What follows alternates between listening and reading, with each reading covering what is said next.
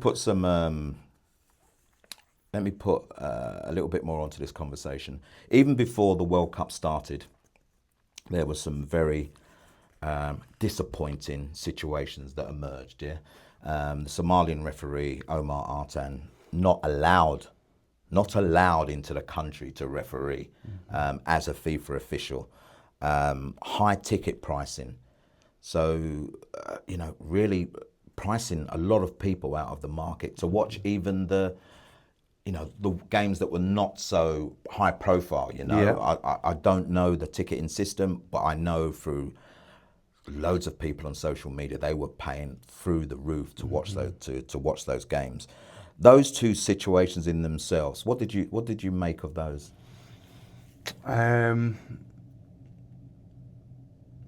Well, if we start with the costs and the pricing, it is absolutely disgusting, the cost of watching the World Cup when FIFA's mantra is to take football to the world. I can understand a private corporation maximising revenue. Yeah. I can understand that. You're a profit-making company answerable to your shareholders. Okay, so that then goes for supply and demand, standard business laws. FIFA are the custodians of the world game, and their mantra is to take the game to the world. And then they earn, what is it? Are they 9-figure revenue streams? We're talking, it's like 10 to 15 billion pounds off the tournament. Where do we see that money in the context of coming back into the world game? So I know, look, we had an expanded tournament this time around, didn't we? So there were 48 teams. Yeah. So those teams, I don't know what the figures are, but those teams will be funded for, one, obviously going to play there, but two, to put money back into their infrastructure. So it should work for the national team, yes, and it should work, if the money is used wisely, for the infrastructure of those footballing nations. Yes. So a Cape Verde, let's take them, by the way, who for me were, I don't care that Spain won it, they were the most outstanding team in the tournament for me. They should now be able to put in place an infrastructure that means that we see a Cape Verde, at least for the next few World Cup competitions. And for me, that's a positive. But I agree with you that we should be knowing what these figures are all about, yes, and how much each nation gets.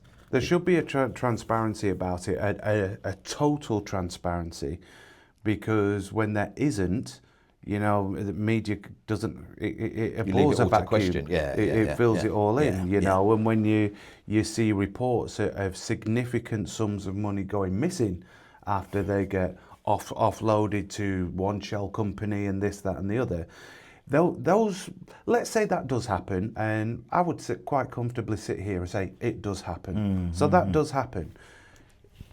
If those are arbitrary sums, let's say it was £10 million, which in the context of what we're talking about goes to a shell company, but we know that £10 billion goes here and here.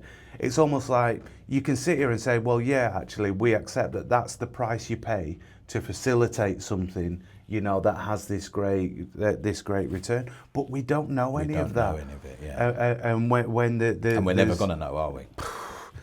When there's that lack of information and clarity and transparency, then it just looks horrendous, because the people who make up what we would call the grassroots of football, the supporters who follow their national team, they can't afford to do it.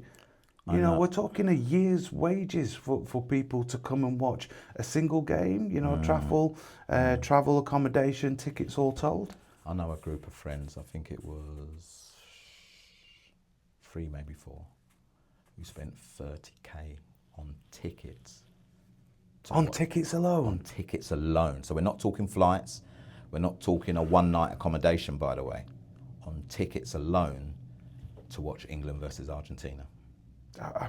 I mean, they built their whole life around, you know, England getting to the latter stages of this World Cup, and obviously would have had some savings.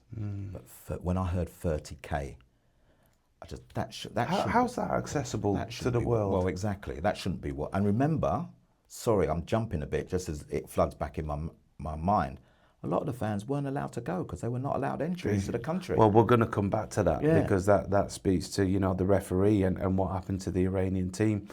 But what I do like about this ticketing and the price conversation is UEFA's stance in this. I don't love UEFA. I don't love them. No, of course not. But there are a couple of things that they've done. Like, first of all, a ticket to, I think it's the final or five, you could get 5 tickets to the next Euros for the same price as a car parking space at this current World Cup.